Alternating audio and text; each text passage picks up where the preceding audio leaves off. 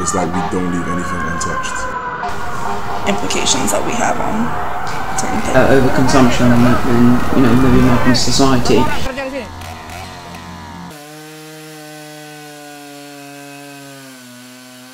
Knocking down forests for agriculture, mainly. Killing off species, killing off animals. We don't care really about what's living in the forests. Sacrilege of human nature, really, and how destructive they are.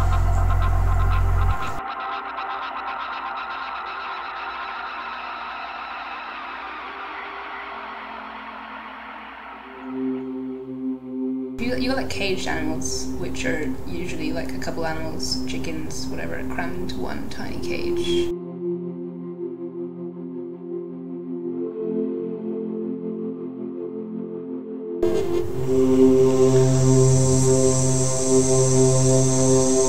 Well, I'm a vegetarian, so I'm 100% against this. To leave anything in such pain is disgusting, really. No matter what reason it's for.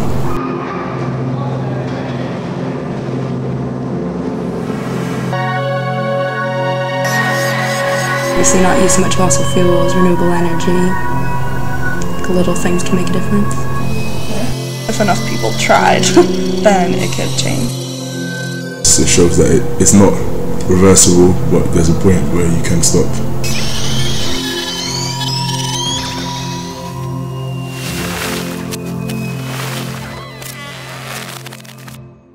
It's not necessarily a wake-up call because all of us do know that sort of thing happens, but at the end of the day when you see it, it is sort of a slap in the face. It does make you feel a bit, there's a bit of guilt.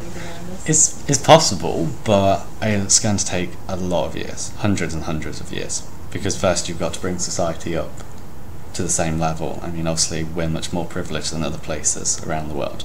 I do think that we also now need to engage with industry to try and better mitigate environmental impact and better give them responsibility and meeting criteria that do exist. So in some ways, I think it's good to engage with industry and land use planning and policy to try and influence that. I think there's a lot of potential for minds to change and for people to learn and understand.